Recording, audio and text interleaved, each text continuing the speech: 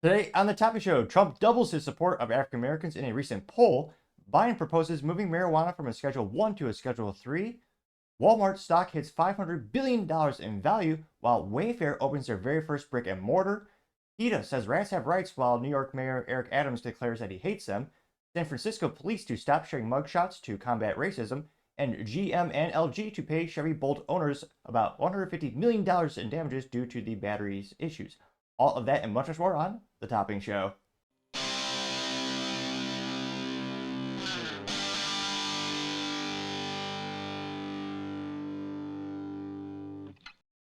Thank you everyone for taking the time to tune in today. Today's episode of The Topping Show is proudly sponsored by Topping Technologies. Topping Technologies is an IT value-added reseller and services company with a special preference to IT security. Heck, I see their founder at least twice a day. Gotta say he's quite handsome and brilliant. He's me, you see, that's the joke. If you're an IT leader or a business owner, you can reach out to the team at sales@toppingtechnologies.com. Also trying to get to 4,000 subscribers by the end of the month, so if you could click that button, I would greatly appreciate it. Now, going over to the business part podcast, you have Walmart stock hitting $500 billion, which is quite a pretty penny to say the least. Well, granted, more like a vintage penny since modern pennies are 99.99% zinc and just simply copper plated, which means they're, basically useless in terms of the metal. But I partially digress. This is brought to us thanks to Emma Thorne over at LinkedIn News. They note that Walmart's market values topped $500 billion when it hit a record at $64.22 per share last Thursday. They note that their e-commerce rose 22% in the first quarter, which is phenomenal because, again, e-commerce is there's a lot less overhead in terms of, obviously, brick and mortar. You have to pay for heating, cooling, electricity, internet. There's a lot of overhead costs when it comes to actually having a head over or a ceiling over your head, something to that effect. But Walmart is trying desperately to combat Amazon, which is the 500-pound gorilla in the room, and they dominate pretty much e-commerce bar none for every category that they want. The only exception I can think of that Amazon doesn't win yet is selling ammo and firearms, which for now is a huge community of companies that do that. Let me know in the comments what's one product category that Amazon has not already taken over the market in terms of e-commerce. But I partially digress. Getting back on point, you have Walmart trying to combat more and more against Amazon, where they actually bought out Jet.com a couple years ago to bolster Walmart's e-commerce platform, and they've been building it out more and more. And they're hoping that people are buying not groceries on that because, again, groceries are terrible business-wise. It's about 2% profit margin for the industry average at the end of the day, which is, again, quite abysmal to say the least. Now, they also note that their volume beat out store pickup for the first time. Actually, let me reset that sentence. Quote, e-commerce rose 22% and delivery volume beat out store pickup for the first time, a convenience factor that's attracting a new fan base of higher income customers. Still, Walmart's decade-long tenure as the country's biggest company by revenue could be at risk. Amazon did also see a 12% increase in revenue from last year, doubling Walmart's 6% increase. So not great. I mean, again, it's good news for both companies. They're both growing. So, I mean, it's one of those things for both companies. The glass is more than half full in that regard. And again, I don't give financial advice on the show. The only advice I usually give is say, if you really want to gamble, I would say invest in yourself by learning a new trade or starting a business, which very high risk, but pretty high reward and a lot of stress. But you learn a lot of life lessons. And I mean, personally, I wouldn't have it any other way, but I partially digress. When it comes between the battle between Amazon versus Walmart, at the end of the day, one of the biggest convenience for Walmart is going to be their infrastructure and but Amazon also has a shipping warehouse all over the US. I wonder, at the end of the day, how many people really prefer to go to a store? I mean, do you? The one cliche thing I've heard, which I kind of agree with myself, is one of the reasons I choose to go to actually brick and mortar to get groceries is I know I can find the best produce, the best apples, the best carrots, aka the ones without bruises, the ones that are actually, they look delicious. Granted, I mean, it's all weighted by volume with the exception of certain products like the cucumbers and their lemons. There are a couple things where you pay just per unit, but usually it's when I say per volume, you usually pay per pound in terms of the weight of the produce. But yeah, imagine that's another reason I love self-checkouts. One, I can do it faster than an average employee. And two, I'm not slamming my food down, which I don't think I've done checkout in a decade because of that very issue of you have an employee at the store scan your produce that you so specifically chose. They scan it, just throw it down, not on the ground, but still, it's in a little small plastic bag. It just hits the little table. and your heart just breaks a little bit seeing that. You're like, I just picked out the perfect apple. You have no idea how many apples I had to go through to get that, and you destroyed all my work. But I partially digress. I'm only partially kidding. But let me know in the comments. Do you think will Walmart eventually acquiesce, or will they continue to just dominate when it comes to the grocery category? And do you think they'll ever shift to the point where over 50% of their sales comes from e-commerce, and they slowly become more and more like Amazon? They focus more on delivery logistics. As always, it'd be fascinating to hear what you have to say. Other interesting business news, you have Wayfair opening their very first brick and mortar, which, interestingly enough, again, everyone says retail is dead, when really it's just evolving, and there are certain things that the pendulum will swing back.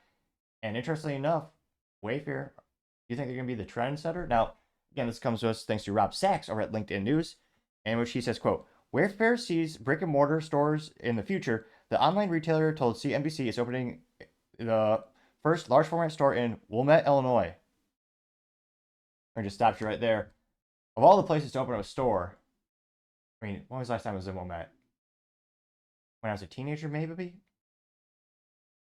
Sounds so familiar. And I grew up in the Midwest. I had to have been there inevitably at one point in my life. When I think of starting a brick and mortar, I don't think of Illinois, which has some of the highest taxes. And you look at people moving out of the state, Illinois, New Jersey, California are some of the top states where people will be migrating away from those areas. So those prospective clients are going to pretty much anywhere else in the United States. So it's very interesting that they chose Illinois. Now, granted, in terms of like a shipping hub for international products, I know that's one of the few reasons Chicago still exists at all. But let's see what else they have to say. They also say that they believe that they're opening up the store at that location to leverage the advantage of shopping in person, better enabling customers to choose the right item. Wayfair, like other e-commerce companies, is facing challenges to its online model, including privacy concerns on Meta and Apple iOS, and competitions from rivals such as Shein and Temu. Wayfair joins a growing list of direct-to-consumer brands that have opened retail stores, including Figs, Warby, Parker, and Untuckit. Sounds like a made-up word, but apparently it's a company name as well. Interestingly enough, they also have bullet points saying retail store openings have surpassed store closings since 2022. And they also note that about 85% of retail sales in 2023 took place offline per census data. Now, unfortunately, they don't give us a nice link to actually give us some additional data on that data, because, I mean, just knee-jerk reaction when I hear that statistic. They say 85% of retail sales in 2023 took place offline. Now, my first question is, how do you define a retail sale? Some people can very well make the argument that that would include automotive sales, which that is one of the most expensive, complex things that most Americans will buy, second only to a house or a useless college degree. Rest in peace, people that got, or rest in peace to the idea of getting an underwater basket weaving or a lesbian dance theory degree, which thankfully more people are waking up to the fact that you don't need that. It's just debt. But I partially digress back to the Wayfair. That's another issue with Google and other censorious platforms. They're already starting to dramatically alter how you search things in terms of they now have an AI prompt. So instead of going to the website, like if you were just Google search, let's say Wayfair knickknack or Wayfair widget, instead of going just directly, see the first result, wayfair.com, and click on that, go to their platform, now Google is giving you a little AI summary. So you don't get that click rate, you're not going directly to the platform. And in theory, depending, you also have the suggestion, the sponsors ads, and sponsored suggestions. But a lot of these companies are going to be impacted by that recent development in Google as well. And it's a little bit hard to, again, there would be ways you could also censor this in terms of, if you ever notice, if you're using Google Maps, every once in a while you'll see, oh, hey, there's a store there. Well, it's because those stores are paying Google to have their store show up, even though you didn't search for that store. It just shows up along your route to wherever you want to go. So you can still be, somewhat censored, but having a brick and mortar, I suppose, does help in terms of having a presence as well. Now, in terms of, it'll be interesting to see what the biggest category is in terms of retailers. Because again, a lot of the big ones have been going away the past couple of years. When I say the big ones, I see a lot of the old brands that we knew and love. And I was gonna say, can't see it at this camera angle, but one of the signs behind me is from Pier 1 Imports. This is a famous Fort Worth, Texas-based company that went out of business during the pandemic a couple of years ago. Yesterday, Tuesday morning, another Texas-based retailer. The Container Store is at 80 cents per share, so they're not looking too great. They're about to be delisted because they need to stay above $1 per share to be on the New York Stock Exchange. So it'll be interesting to see what product categories continue to increase in terms of opening up in brick and mortar. And another big thing is I know services is a huge thing. I mean, it's hard to do jujitsu and other gym activities and get instructions if you're at home, especially if you do it in a gym. So maybe that'll be, if I were to gamble, and again, I don't recommend it, but I think that would be one of the fastest growing categories in terms of opening up a physical location, because you can actually drive more value to that. But let me know, when's the last time you saw a new brick and mortar, and what's your preference if you're looking for a product? Do you think it's easy? I mean, the old cliche at Blockbuster was you would go there because you could browse, which again, obviously, you have the algorithms and the magical technology. They'll basically show you what you want to know before you know it, which is kind of concerning and creepy, but impressive as well. But I mean, I dated myself quite a bit. Part of the fun of going to Blockbuster was just walking around the aisles, seeing the Nintendo 64 games they had, renting Gauntlet N64. I think it was just called Gauntlet 64. It was probably one of the best games for like sleepovers and hanging out with the guys back in the day. And I didn't know about the game until I just walked around the aisle and had a cool. Now this really aged me. The video game came in a cardboard box, which they actually had the display at the Blockbuster. And behind it, you get the rental plastic box. Those were the days. Well, I was also not paying taxes, so there's a little bit of added nostalgia. Gas is under $2 a gallon. Yeah, but I partially digress. Let me know in the comments. So what's your favorite brick and mortar? Which one do you think will expand more in 2024? Even though, I mean, this is going to be a tough year for most businesses, as always, I'd be fascinated to hear what you have to say. Now, going over to the culture part of the podcast, you have PETA saying rats have rights as they try to protest against New York Mayor Eric Adams. Now, Mayor Eric Adams is someone who, I mean, I don't really have much in politics aligning with him. He's someone who, one of those hypocritical mayors who says, oh, yeah, we're a refugee city, sanctuary city, and then when they all came there, he quickly changed his tune and his hypocrisy proved to the surface. Granted, for most politicians, if it wasn't for hypocritical standards, they would have no standards at all. But that being said, he does have a modicum of a point here, which I don't say that very often. Now, this comes to us thanks to End Wokeness on X Twitter. And End Wokeness says, this is not satire. PETA is condoning New York Mayor Eric Adams for demonizing the city's rat population.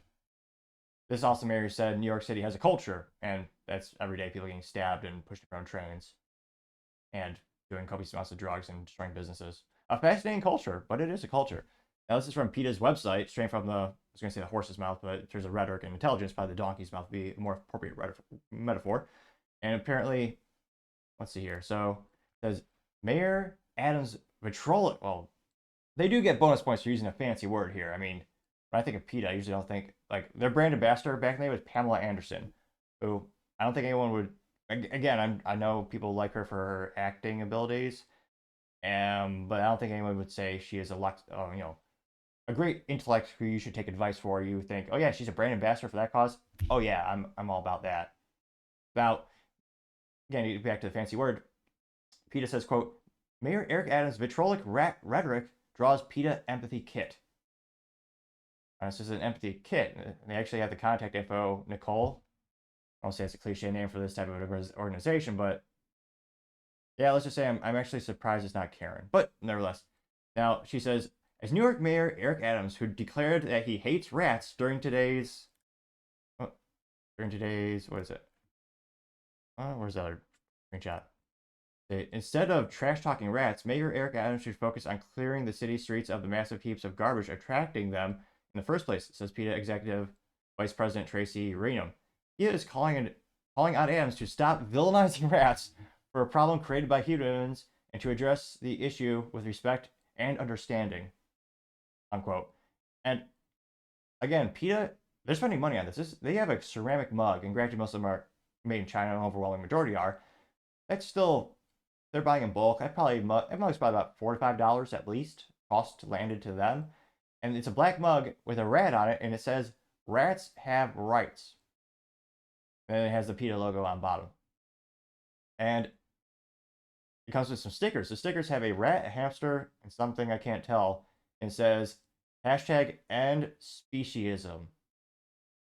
Now, this shows you how mentally vacuous PETA is. This isn't like an SNL skit. This is PETA saying, we want to stand for the rats, and you should hashtag end speciesism. Now, anyone with modicum of intellect would say, yeah, the human race is probably more important than rats. And yet they're saying, oh yeah, rats, humans, same level. End speciesism. We're all the same. Yeah. I mean, it's half cringe, half hilarious, inept, because, again, it's PETA. I'm not sure. Again, they do have fans. People, I was going to say, trying to think of a nice way of saying people, well, people do donate to this cause. I think it's a good cause. They actually, interestingly enough, if you look at the dark side of history of PETA, they let's just say they believe very much in euthanasia of all the critters. And it, I mean, I'm pretty sure most everyone is going to be in consensus. Another thing Eric Adams could probably fix in the city is, fixing all of the issues with the homelessness, the crime, and he doesn't care about that though. What Peter cares about is the mayor saying that he hates rats. I can't, of all the issues in America these days, all the things you would want a mayor to give a rat's ass about, pun obviously intended. Who the hell cares about the rats? We got 40-year hyperinflation. We have a border that's completely open. We have an economy that's going down the tube. People can barely make rent, and yet PETA's calling everyone to get excited about defending rats. So if you have any friends who are in PETA, please just ask them what's their take. Just ask them, why are they doing this? Do you think it's a good idea? Is this gaining any favor? Have they gained even one additional PETA donator? Just one from this campaign. And granted, this case came out a couple days ago. It's a new campaign for PETA. But I mean, it's cliche. Everyone loves dogs and cats. Those are beloved pets. Americans love them. Some restaurants as well. But it's one of those things where that's easy to use emotional rhetoric for. Again, I have a theory. The more people that click the subscribe button on every platform, including the big green one I'm growing on while I'm being statistically shadow banned on YouTube, if I look at the analytics of how many subscribers I have and people telling me that I get notifications, but I partially digress. The more people who click the subscribe button, the better I've been able to speak. When I first started the show, believe it or not, I actually spoke even faster. Yes, faster than I currently am now. I spoke really fast. I stuttered even more, didn't enunciate, and truth be told, it was a little bit of a monotone. So, thanks to the comments and the increase in subscribers, I've slowly but surely improved. So my theory is, the more we can get subscribers, the better my speaking abilities will get. And someday, maybe even, get through a whole episode with perfect speaking acumen. I know that may be a pie-in-the-sky kind of dream. It's a long road to get there, don't get me wrong. But if you can click that button, tell your friends, and tell your enemies to subscribe, I would greatly appreciate it. Now, back to my attempting to speak, I will go ahead and look at the comments for this fun little post and see what the people say. Maybe I'm wrong. Maybe everyone is saying, you're right, PETA. We need to stick up for the rats. That needs to be priority number 1 right now in America. Probably not. Let's dive in. One of the first ones comes from Gunther Eagleman saying, quote, "The madness never ends. Protect the rats." Really? Getting 293 likes. And Wokeness says, "Every time we think they hit rock bottom, they prove us wrong," getting 162 likes. Paul Zazupa says, "If PETA is going to be for protecting live creatures, then at least be consistent about it. So if they're condemning Mayor Adams for going after rats, then that's what they should be doing. It would actually be worse if they gave him a pass because he's a Democrat," unquote. Getting 14 likes. Which, yeah, I guess that's a modicum of a good point. Yeah, at least PETA attacks all politicians when it comes to them, not liking rats and, critters. You also have General TM says the biggest rat in America, and there's a picture of Fauci. I think it's hard to tell the difference between this and the real thing. This is allegedly an AI picture of Fauci looking like a rat, getting 107 likes. Quite a few to say the least. Going down. Yeah, Libercat Media TM saying, quote, "Honestly, I don't care enough to care. New York keeps getting into all these problems, beefs, headaches, and nightmares solely on their own accord. Keep voting this way, keep having these problems. If you don't learn your lesson the first 10,000th time, you'll never learn," unquote. Getting 22 likes.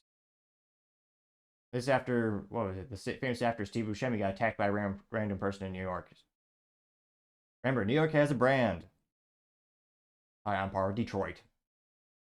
Going down, you have Red Wave Press saying, quote, "Who would want to live in a rat-infested city? New York City has thrown money at the issue and nothing has been fixed per usual. Followed if you agree," getting 18 likes, which very similar to the homelessness issue. You have cities and states and countries spending billions of dollars, and the rates, they just seemingly don't go down. Almost as if there's an incentive to keep the problem around.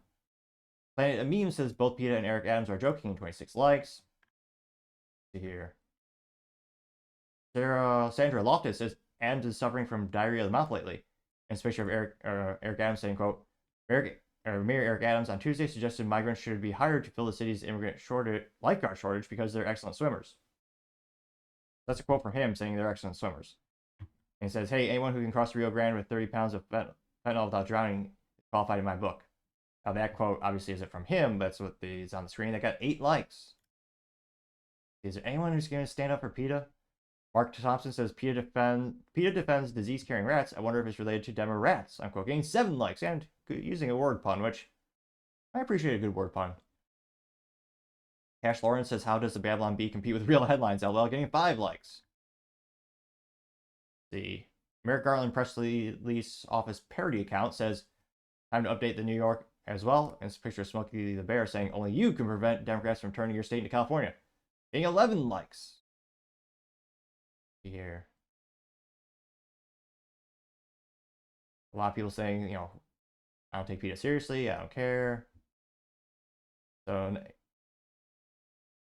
yeah, not a lot of people sticking up for the PETA organization. Not too surprising, I suppose. Let me know. Do you know anyone in your circle of friends who would care enough to actually donate to PETA now? Is this going to be their new? Is it going to be the #1 cause for PETA in 2024? That is going to really rally support for them and increase the donations to the organization? Again, they're not going to get. I'd be very impressed if they got a single more donation because of this campaign. And this is a real mug they're giving out, like real stickers and a real mug. It's almost unfathomable how much PETA keeps lowering the bar, though it does make life entertaining to have their ineptitudes just clear to the surface all the time. But let me know in the comments, have you ever heard of PETA before? Have you ever donated? Will you donate again because of this? As always, it'd be fascinating to hear what you have to say. Other interesting cultural news, you have San Francisco police to stop releasing mug shots to combat racism. Now, this comes to us thanks to I am yes, you are no, in which they reply to a CNN article, and they say, very strange indeed. Actually, I don't think I follow this person. Oh, I do, actually. All right. So this is a CNN article. Now, the CNN article says, and this is the CNN article is by Francisca Gilardi Hoffman, and it says, San Francisco Police Department will stop releasing mugshots to combat racial bias, unquote. And then the person who posted, Mr. I am yes, you are no, added a little picture of Bart Simpson and says, one odd thing to say. And it went pretty viral to say the least. It got 1.7 million views and 54,000 likes. Just, again, quite a few to say the least.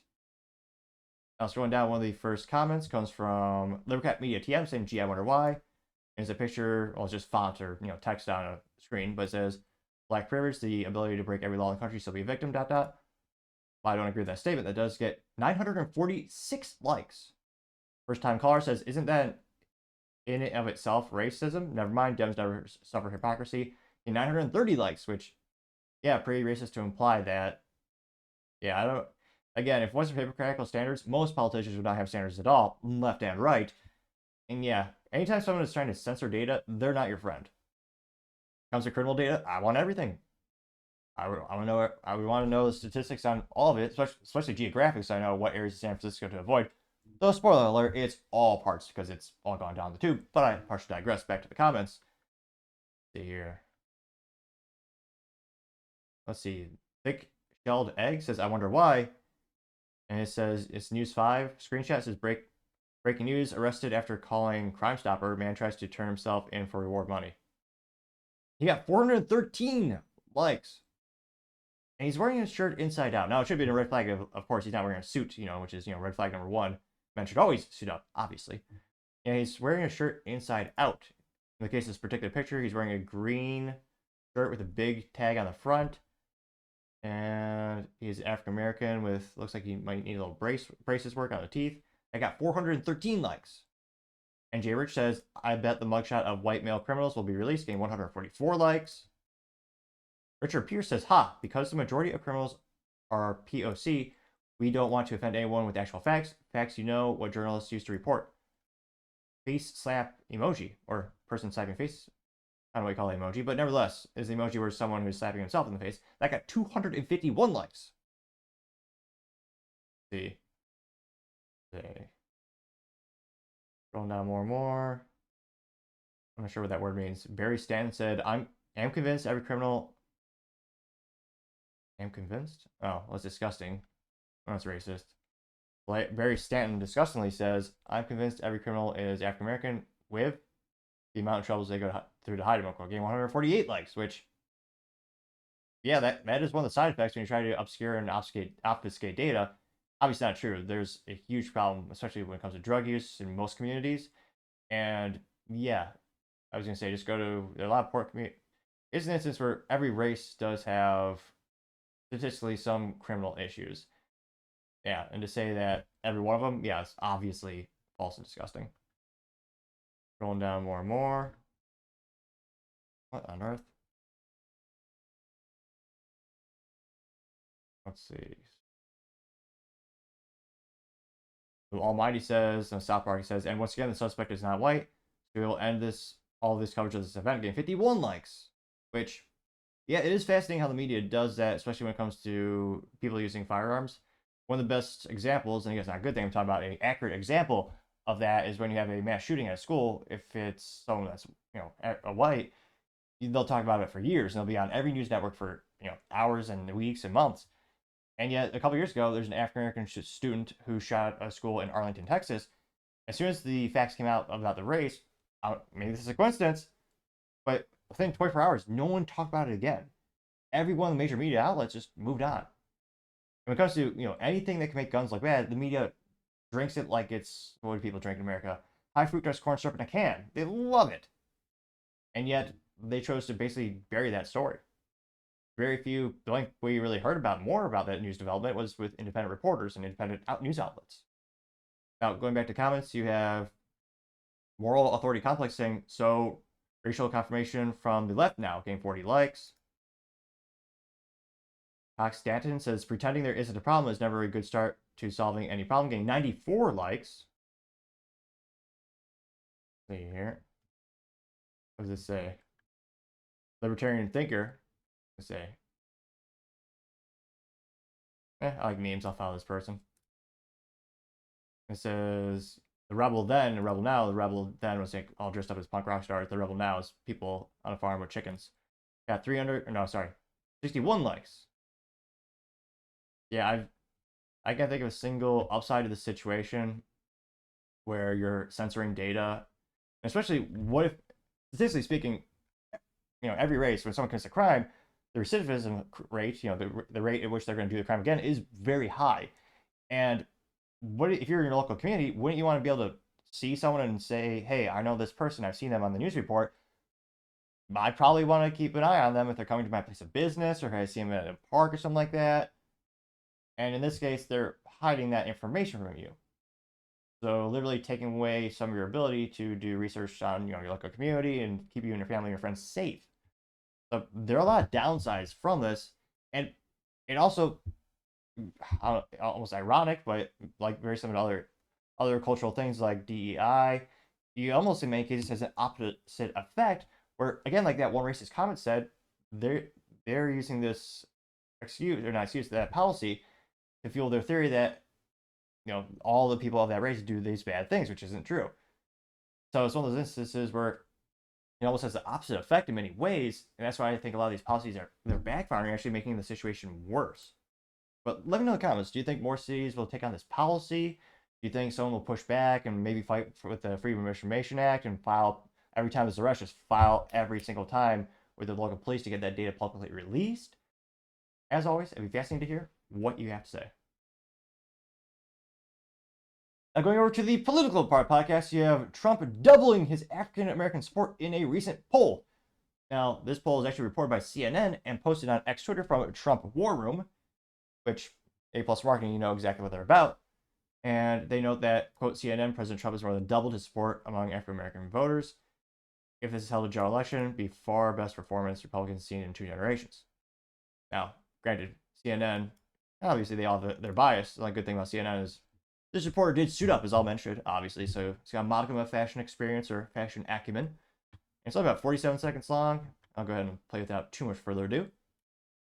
But look at this number for Donald Trump, 22%. Where was Donald Trump at this point 4 years ago in the polls? He was just at 9% of the vote. So he's seen more than a doubling in his support among African Americans. This margin, which was in the 70s just 4 years ago, look at where it is now, 69 minus 22.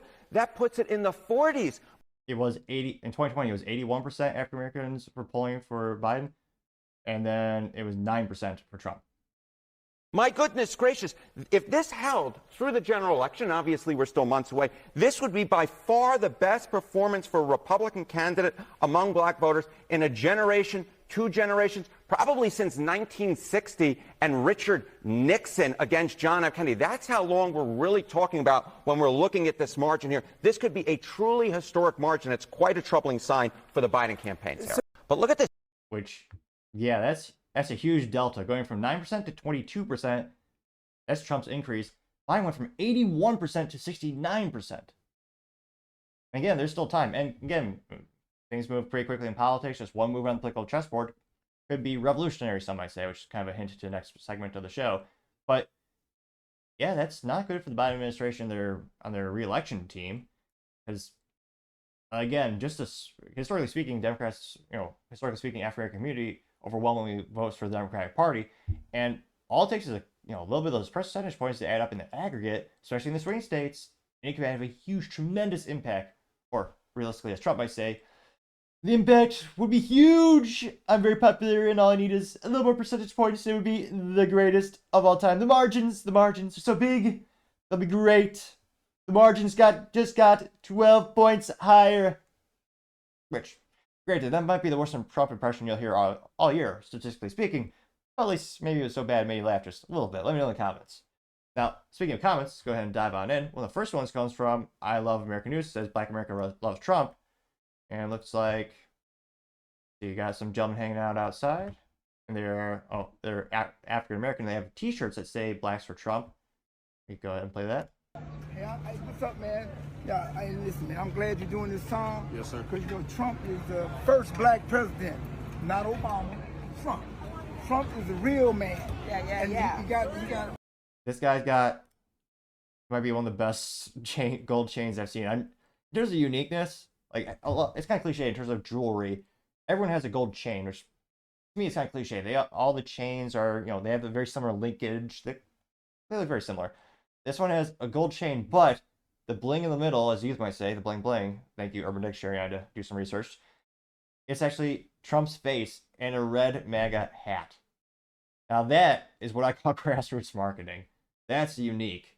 Like, I would have never thought you'd have Trump bling for presidential swag and marketing. Like, I don't know how many times you've seen bling in terms of having a person's individual portrait on one. Granted, it's still 30 seconds off. Go ahead and play back to it. Mug shot. None of them ain't got no mug shots. We all got mug shots because we real black people. That's right. And that's why I'm for it, man. They torture him like they torture black people. Yes, they are. And white people been being tortured like that the whole time, but they just didn't know. But they have figured out that we all together. That's right. Hey, not in black and white. Not in black and white. Must unite. Not in black and white. Must unite. Not in black and white. Must unite. Not in black and white. Must unite. I don't think people are just divided as the media wants to believe. And so a couple of the shirts actually have a web domain, but it looks like most of the t-shirts say Blacks for Trump. I'm trying to see. No one has the specific Blacks for Trump 2024. Can't exactly make out the specific website in that case. And again, I don't know if it's ironic or very interesting that, yeah, all the Trump indictments, all the court cases against him, you saw this especially in the Republican nominee, every time that was indictions or all those that are announced, he went up in the polls. And I think it continues to this day, especially as more of these cases are dropped and pulled true and shown to be, having not a lot of ground to stand on, so to say. And that clip got 34 likes. Country Space says November 5th, President Trump will get my vote without question or reservation. Gave 14 likes. Let's see. Discernibility. I don't know if this is a real quote by Obama, but it says, in my 4th term, I promise to complete the fundamental transformation of America. Getting 4 likes, which a lot of people joke Obama's still in the White House because a lot of people debate how much mental capacity and facility does Biden have.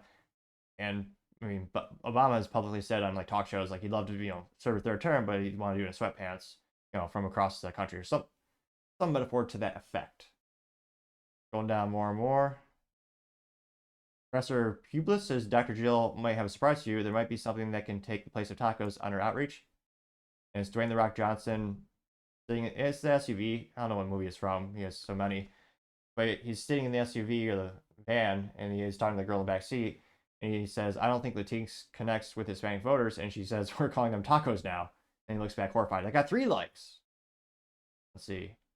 Any Old American says, "I think there's a very low estimate too," getting 7 likes, which, I mean, anecdotally speaking, in my neighborhood, there's a fair amount of, actually, a pretty unique situation where you have a very diverse community of multiple races.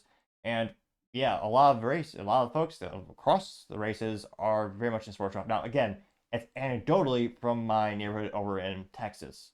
So again, you have just obviously you have the geographical preferences, Texas being more red than other states.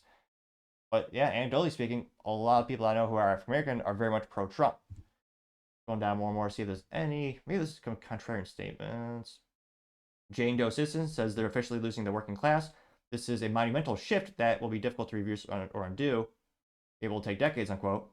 Well, that being said, they have 20 million, what was it?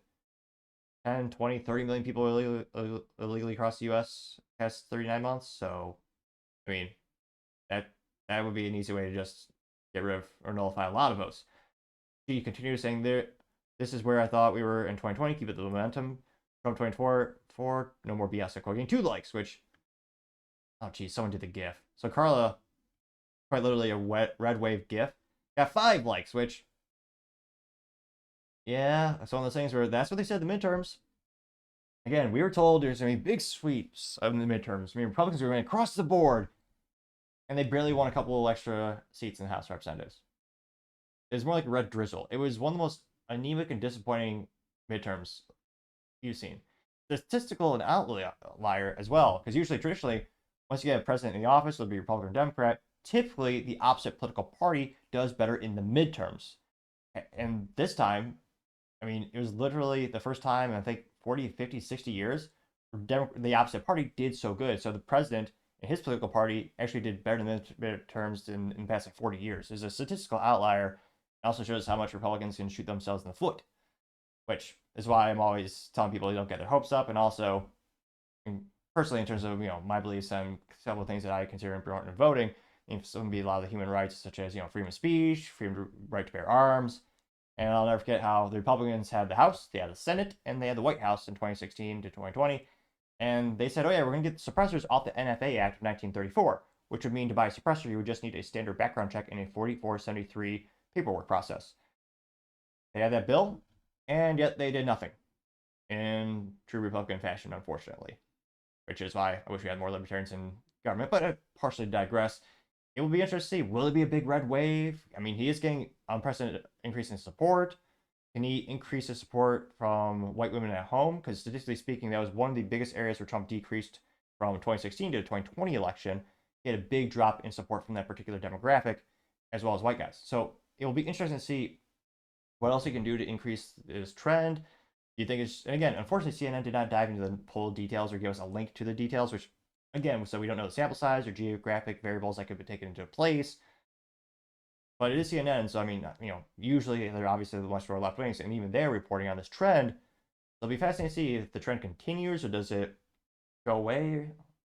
As always, time shall tell. And let me know in the comments. Be fascinated to hear what you have to say. Other interesting political news, you have Biden proposing to take marijuana from a Schedule 1 to a Schedule 3. Perhaps this will boost his poll numbers. Now, this comes straight from the horse's mouth, or the donkey's mouth, since he's a Democrat. And again, I don't know who's in charge of marketing. Donkeys for the Democratic Party, which are stubborn, or elephants for the Republican Party, which are also stubborn. Again, I don't know who's in charge of the marketing, but it's not great. Now, again, this comes straight from his X-Twitter profile, and he says, quote, "Too many lives have been upended because of our failed approach to marijuana. Today, the Justice Department is taking this next step to reclassify marijuana from Schedule 1 to Schedule 3 drug under federal law. What this means." And he's going to attempt to speak as well. I apologize. I usually say their voice is infinitely better than mine and more articulate than mine. Ooh. This might be a coin flop or a coin toss, folks. If you're someone who continues to tune in the show, I have my speaking blunders to say the least. Let's see who spoke better today. That might be a fun thing to say in the comments, but nevertheless, there is good old, what is it? I call him, I forget what his new nickname is. Is it Dirty Joe? It's a lot of people who support Biden seen this nickname resurgence or come more and more to the forefront. But without too much further ado, and he at least did suit up. He did something right. This is monumental. Today, my administration took a major step to reclassify marijuana from a Schedule I drug to a Schedule III drug. It's an important move toward reversing long-standing inequities. Today's announcement. Let's keep track of the camera shots. Let's see if you can see I'll do a thumb count here. Because again, this is also another critique in comments is you can't get this done in one take, which means more often than not, it means you have to stop, and give them some more energy drink or something, and then have a restart this little clip. So This is monumental. Today, my administration took a major step to reclassify marijuana from a Schedule I drug to a Schedule III drug. It's an important move toward reversing long-standing inequities. Today's announcement builds on the work we've already done to pardon a record number of federal offenses for simple possession of marijuana. And it adds to the action we've taken to lift barriers to housing, employment, small business loans, and so much more for tens of thousands of Americans. Look, folks, no one should be in jail merely for using or possessing marijuana, period. Far too many lives have been upended because of failed approach to marijuana, and I'm committed to righting those wrongs. You have my word on it. That was 7 or 8 This is times monumental. they had to stop the camera. And interesting enough, he does have an American flag on his lapel pin, or hit for his lapel pin, which is pretty rare in DC these days. Usually they have other countries that care more about in terms of their swag, which, I think about it, maybe I do need to upgrade my suit and get one of those lapel pins off them interwebs, or go to brick and mortar. Not sure where I'd find that. Maybe Men's Warehouse? Partially digress, that's not the point. But yeah, how many camera shots was that? And again, the most hilarious thing off the top of my head is the hypocrisy. Or as Norm might say, you know, you did some good things, but the worst thing was the hypocrisy. Which, yeah, is a terrible Norm impression, I'll give you that. But his VP famously put, what was it, 1,500 or 1,600 people in prison for smoking marijuana in California, Kamala Harris. And when she was asked on a talk show, do you partake in the devil's lettuce, she laughed. So the same gal who put people in jail was using the substance herself, and she thought it was funny. Yeah, they got sent in jail. We got cheap labor because of it. That's Kamala Harris, which, of all the people to pick as your VP, that's one of the worst picks ever. She doesn't pull well with anyone. Like, she even won the primary in California. One of the most unelectable people on the planet. And granted, her speaking skills are worse than mine or even myself, maybe. I would venture to say. But yeah, another big controversial topic is the schedule of marijuana and the perceived crackdown on it. You have many states that are just refusing to enforce any laws at all when it comes to substance. And yet, a friendly reminder, if you enjoy your Second Amendment, don't do drugs because they can then take away. Don't lie in a 4473. There's quite literally a question that says, are you addicted to illegal substances such as marijuana? And granted, if you and I lie in that sheet, we go to jail for, I think it's 10 plus years and, what is it, 200 grand? A big penalty. However, if you're Hunter Biden and you lie in that, you get basically no penalty at all. I partially digress. So again, this is straight from Biden's Twitter profile. So we should see comments from the left and the right and the middle, everyone equally critiquing him or giving him accolades. Because again, in terms of political moves on chessboard, this is a good move. I don't agree with it. I personally don't partake in it. I understand. I have some libertarian friends who enjoy it. Personally, I'm someone who's much, on the go, wanting to grind, work it out. I'm work 105 hours a week. I'm more of a caffeinated, want to get stuff done type of personality or lifestyle, you would say. And to me, I never saw the appeal. I understand some people do. I also don't see a lot of benefits of having a whole neighborhood smell like weed and have kids in that environment. I don't think that's a good thing. But I understand from libertarian perspective, it's your own thing. So, again, in terms of moving on the political chessboard, I do think this is a good idea from Biden because I think we've seen the pendulum switch. We've seen the pendulum move. Again, maybe Biden speaks better than me. Let me know in the comments. That might be a close coin toss of a poll who speaks better or worse. But I think the pendulum has actually swung past couple of 10, 20, 30 years where more and more average Americans don't really care about marijuana being prosecuted as a crime. Now, that being said, there are people actually in jail rotting away because they actually took marijuana and smoked it or ate it or whatever they do with it. That is very few in between. It's usually people who are in jail are distributors or resellers. They're more the high volume type of thing. But again, a lot of people, I think, will appreciate this action. Now, it was interesting, of course, I think he proposed this in 2022. Now he's trying to repropose it. But again, it's also election year. this will get him some votes. Because I don't know if it's enough increase in the, because again, Trump and Biden are kind of neck and neck in most polls. Some demographics, Trump is increasing, but I think politically speaking, I understand why he's doing it. Well, it's pandering 101, but there are a lot of Americans who like drugs and they don't want police to spend time and resources on it. A lot of people would still call it a gateway drug, and there's the ripple effect with most things in life. But let's go to the comments. Maybe everyone is going to say, yes, thank you, Joe, I'm voting for you again, or you just won over a new voter. Dive in the comments and find out. One of the first comments comes from Biden himself. So actually, what is this one? Well, let's be honest, it's probably Karine Jean-Pierre, White House press secretary, who's actually typing this, as she's been caught multiple times where she would send something in the vernacular was from Joe, but it's from her personal extra profile, which again should be illegal. If you're a politician, you should have the front-facing camera verify you. That's my 3 cents. But we'll say allegedly, President Biden actually typed out saying, right now marijuana has a higher level of classification than fentanyl and methamphetamine. Did I pronounce that right? Maybe. The 2 drugs driving America overdose pandemic. It just isn't adding up. Unquote. They got 4,000 likes. Now, another good reason to close the border. That's where all the fentanyl is coming from. Manufacture of the raw materials are in China. Then they go over to Mexico for the actual creation, distribution. They come across the border with basically no effort in terms of resistance. So, I mean, if you really want to crack down on the worst drugs, the more harsh drugs that are more detrimental to society, well, might be useful to have a wall or, just a couple soldiers or something instead of the futile attempt that is there now. Really, the only thing stopping there right now is the great country, or some might argue the great state of Texas. I'm sorry, Texas. Got to pronounce it properly. Although I'm a little remiss, I'm not wearing my cowboy hat. It's on the shelf behind me, or to my left. A little tall, I can't just grab it without getting up. I should have that closer for these reference points, but I partially digress.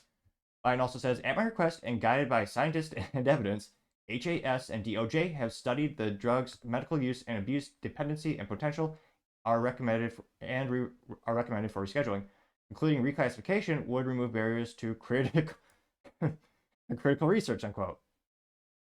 I mean, it's been around forever. How much more research do you really need? But I digress. He also says, quote, no one should go to jail for just using or possessing marijuana. I was going to say, I should bring some props on the show, like a pin. Like, I want to hear the pin drop. Your VP proudly put people away for smoking marijuana. Like individual users, not just distributors and resellers and dealers. Now, okay, partially digress. Biden also says, quote, today's announcement builds on the work we've already done to pardon a record number of federal offenses for simple possession of marijuana. I'm committed to righting these historic wrongs. You have my word, unquote.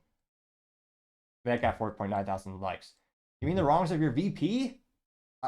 Again, he chose one of the worst candidates. I mean, personally, again, politically speaking, I think most of my preference is mostly libertarian. In terms of Democratic candidates, I mean, Tulsi Gabbard. I mean, I've listened to all the folks during Democratic primary years ago.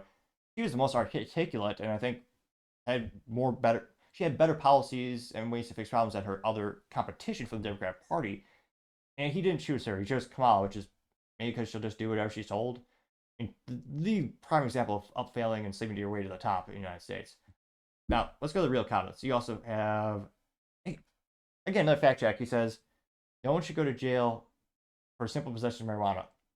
Again, very few are. The people that are, especially federal, I mean, the people that are spending long time in jail is when they have copious amounts, like preposterous amounts of marijuana. Granted, some might argue just announce as preposterous. I know you need more quantifiable vernacular in that regard. And that's why some, obviously, states have their limits in terms of, they do have that in law in terms of the amount of possession. But, yeah, nevertheless. Paul Zupa says, quote, Biden has allowed 10 million illegals into the U.S. He's trying to legalize more drugs. Ask yourself why. Getting 650 likes. Biden's wins, which I'm already following. I was going to say, that is hilariously ironic. So Biden's wins, which, I mean, A+ for marketing, you know what you're getting. It's someone who's very pro about the Biden administration. And they quite literally describe themselves as, quote, keeping score of President Biden's wins, the largest online community of President Biden's supporters. Also followed by Mark Hamill. And that profile picture of Biden's wins is Biden walking down stairs on an airplane, which he famously fell up the stairs multiple times. So that is kind of fun. But they did say, let's go, Joe. And that got 752 likes. Andrew Rester says, don't reschedule it, deschedule it, unquote. Getting 1.6 thousand likes, which again, rescheduling, it would still be illegal, but less illegal. Now, in terms of the slippery slope theory, very similar to California. Now, California used to be a felony of the state if you were to steal an item that was like up to $950. They changed that to a misdemeanor. And after that, now you have district attorneys. Again, the public justice system, usually you plead down so that way they can avoid actual court instance. And that way you can save the state time, money, energy, and resources. Very much a volume business. And when California decided to say, all right, up to $950, that's no longer a felony. We're going to start a misdemeanor. You move the goalpost down here, and you're down voting or down negotiating even more, which is why one of the reasons California has become so lawlessness, because district attorneys don't really prosecute crime. They're pleading down for a lower price, or I was going to say lower price point, so used to business vernacular, but a lower, I was going to say law-breaking offense, lower offense point. So, I mean, I understand a lot, because again, rescheduling it would still be illegal, be less illegal. There are many people who want it completely legal, which I have some libertarian friends, I have some Republicans and Democrat friends who they all want that. I'm pessimistic to see if that would ever, I'm not sure if that'll happen in the short term. When I say short term, 5-10 years, maybe longer out. You also have a lot of pharmaceutical companies that would not like that because, let's be honest, there's also a huge financial incentive for alternatives such as painkillers. I know that's one of the reasons many people say they want to use marijuana. But nevertheless, back to the comments, you have Sassafras84 saying, Kamala put a lot of people in jail over marijuana, pandering to votes. A 1.4 thousand likes. RT says 8 cuts in 45 seconds. You're getting better. Yesterday was 5 cuts in 15 seconds. This is Joe. Once you get to the debate stage, there isn't any do-overs. Like we're getting 202 likes. Armand Hamous says Biden speaks to America. He's certainly been working hard. I'm getting 335 likes. So again, this is one of the most successful posts that Biden has had on social media the past couple of months. And usually it's, say, 75% negative in ratioing him. This is much closer to about 50-50. One Donna Sue says, let's talk about this, and it shows the inflation rates between 2020 to 2024 and stuff costing between, what is it? I think the lowest statistic is 40% increase all the way to 100% increase across myriad of categories, including, coffee, bread, ground beef, Cheerios, bologna. Bologna went up 42.48% under Biden in office, which not good for parents. I don't know any adults who eat bologna, but I understand it's not good news at all. That got 168 likes. Sam says, love it. Blue Heart, Blue Wave. I don't know how mentally vacuous she is because maybe she makes a profit. She has to make an affiliate link profit on that. But every time I look at a Biden post, she is consistently there just giving 1 or 2 words of accolades. And she does a repost of this vote t-shirt. And it's the Tide logo, but instead of the Tide word, it says vote. And it says removes stubborn orange stains, which is kind of funny. It's a good pun, I would say. It's a good little parody shirt. I'm sure whoever made that shirt design is probably make, I don't want to say millions, but a couple hundred thousand in revenue at least. Now that did get 3 likes. She usually only gets 1. Franklin says, thanks President Biden for doing something Trump didn't have the guts to do. They got 534 likes. Let's see. Give me 3 cents. Says Kamala, hold my beer. Kamala Harris. Tulsi Gabbard destroyed Kamala during the debates. It was remarkably impressive. Now, Tulsi Gabbard said, quote, Kamala Harris put over 1,500 people in jail for marijuana violations and laughed about it when she asked if she ever smoked marijuana. That got 105 likes. That's a quote, obviously, from Tulsi Gabbard. Ochi says Joe Biden needed 8 cuts in 45 seconds to make this video. I got 552 likes. Murphy says it's legal in Canada. We didn't go nuts, and the government gets added tax revenue. Win-win. Well, Canada is also a tyrannical place that takes away your freedom of speech and freedom to own guns and defend yourself, and forces you to take the jab. So perhaps they just want you dumb and slow and stupid. I mean, it's easy to control people when they're on substances that take them away from reality. Oddly reminiscent of things like 1984 and Brave New World. Both great novels, very not sad, and a spoiler alert, but oddly reminiscent and accurate of modern society with each passing day, which is quite concerning. Now, you also have Kadashi's Ghost saying, thank you, President Biden. It's about time. Getting 138 likes. Burt Macklin says, your VP jailed a lot of people over pot, getting 488 likes. See here? 3-year Letterman says, this is disgusting, Joe. I'm a youth football coach, legend, and I can tell you that the sensible injections I have forcibly administered into my players are much much healthier than weed. Steroids come from Earth, but weed is grown in a lab. Unquote. Getting 685 likes, which I thought the cliche that people brag about weed is that it grows from the ground, which is a rudimentary reason to use it. And they always say, oh, it's gotta be good for you. It comes from the earth. You should smoke it. So does cocoa plants. So does cocaine. That comes from the ground. That's one of the most rudimentary, moronic arguments I've heard throughout the years. And I understand there are some legitimate arguments. I've looked at this issue. Personally, this is not even the top. This is an issue I could care less about in terms of it will never sway my political vote one way or another. But yeah, it is fascinating to see so many people make it their whole personality and, what do you call it, lean into it. Oh, this is a great picture.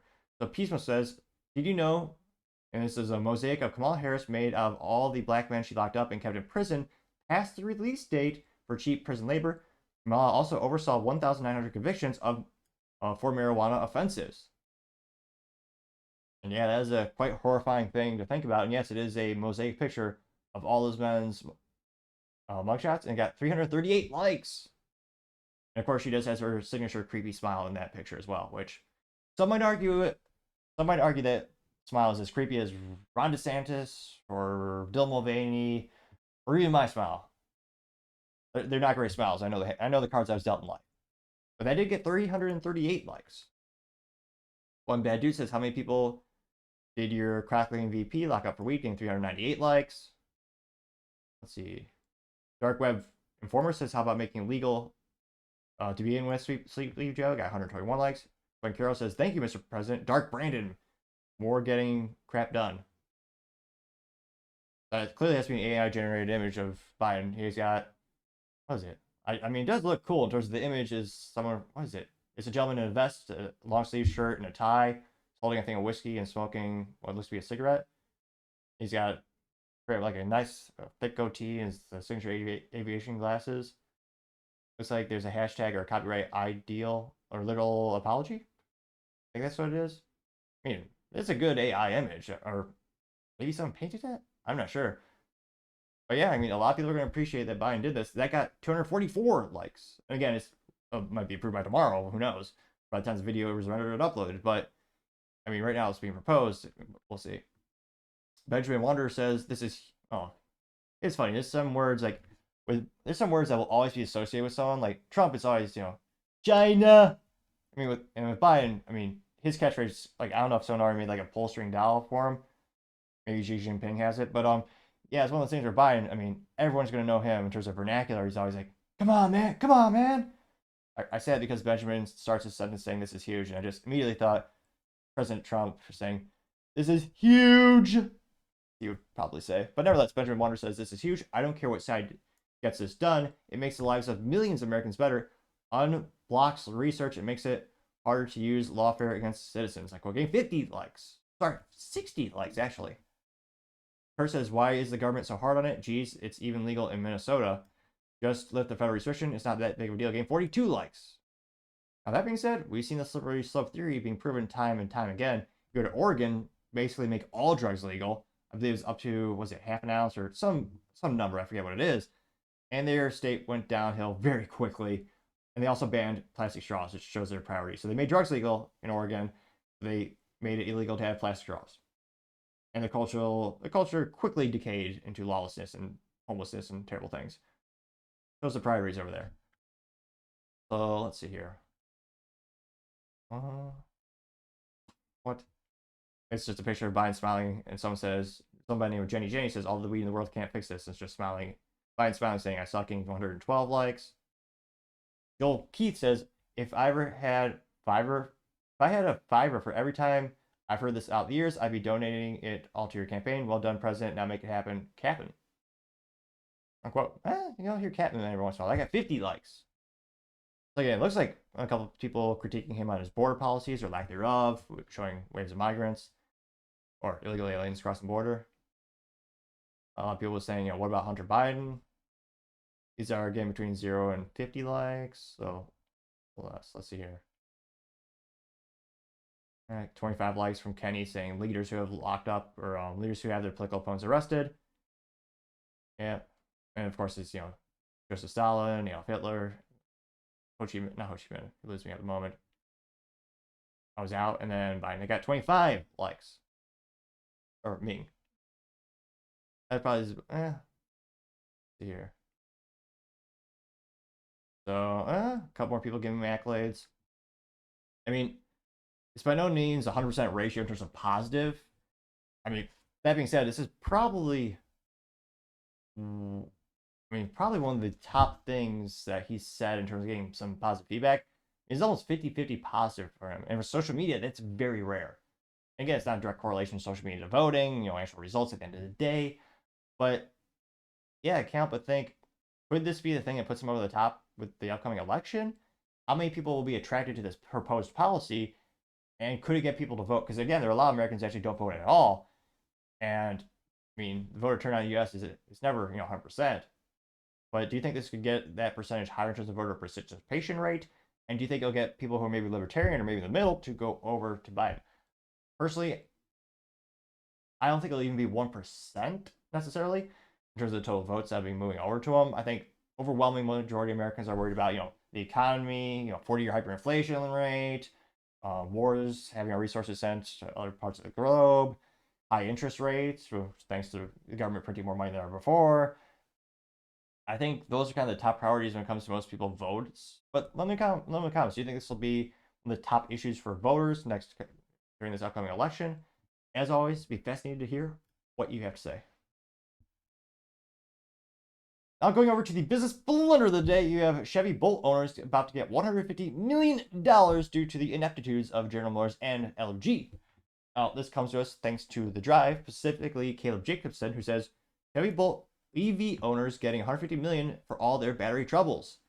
They say the Bolt EV battery fiasco has gone on for several years, and GM is still paying for it, which, yeah, the most hilarious thing about the Bolt in terms of, pun or play on words is that the Bolt is so accurate to his name that it actually is like a lightning bolt and bursts into flames, which, yeah, one of the recalls is about that. Another recall is about the charging cord, which, yeah, it'd actually accidentally shock you in some cases when you were charging the vehicle if you were to plug it in. I remember a couple years ago, I was at a tech conference where they had a sign on the actual parking garage that says, no Chevy Bolt parking is allowed, because they have such a high propensity to just burst into flames in true EV fashion. Now, someone going down the story here really quick. Again, Caleb says, quote, the Chevy Bolt EV is a stellar little car when it's not causing fires. Unquote. Yeah, I'm going to fact check that. Not so much. It's only got 2 pedals. The battery will go bad. You'll have to pay for a new one. It's going to cost more than the car. So I don't think it's really stellar at all. But that's just my 3 cents. Used to be 2 cents, but 40-year hyperinflation, gotta make it 3. I say, owners of the 2017 and 2022 Bolts and 2022 Bolt EUVs lived in paranoia once word got out that the LG-powered battery packs were a risk of fire. GM issued a huge $1 billion recall as a result, providing replacement batteries for new owners. Now, the automotive giant has agreed with LG to provide $150 million in total relief for affected Bolt EV and EUV owners. Now, this is another quote within the article. It says, quote, GM, LG Energy Solutions, and LG Electronics have agreed to a settlement with plaintiffs to resolve a class action litigation related to the Bolt EV battery recall. And this is according to a statement from General Motors. As a result, Bolt owners who received a battery replacement or have installed the latest advanced diagnostic software may qualify for compensation. According to the papers filed in the Michigan Eastern Court District, owners who completed the battery replacement process for the software or the software remedy at GM authorized dealers before December 31st, 2023 may receive up to $1,400. Owners who sold their Bolt EV or terminated their lease prior to the software fix becoming available are said to be eligible for a $700 minimum payment. They note that the potential problems lie within the old battery cells. In some cases, 2 rare manufacturing defects can exist inside the same cell, leading to a fire risk. GM advised Bolt owners not to charge their car beyond 90% level, avoid depleting them below 70 miles of range, and park outside. Very practical. EVs are great. The issue became so widespread that even my local airport put up signage saying Bolt EV drivers must park in a designated lot. Also, GM no longer sells the Bolt EV or Bolt EV and is now selling its larger variety of electric cars. Still, the compact is expected to come back soon using GM's new Ultimum battery technology, which might be ultimately disappointed. A little bit. I had a little stretch of that pun there, but I had to drive a little bit to get to that pun, but I eventually parked. It is perhaps an apt metaphor for the situation. But again, not good. They are doing the right thing. They're giving them some compensation. They also want to make sure they don't have to go to court. Again, it always is more financially beneficial to actually, settle with these folks instead of having a long court case where the lawyers' fees add up and the publicity is drawn out more and more as the court case has more and more things being revealed. It's beneficial in most cases for both parties to agree to the settlement outside the court. And it's good that these people get their compensation. But again, if you're someone where this happened to, even if they give you this $1,500, would you ever buy a GM product again? Would you ever buy an EV again from GM? They already have some of the most recalls of the automotive community, and there are better options out there. And again, not every EV bursts into flames. I understand that. I'll beat that to the comments right off the bat.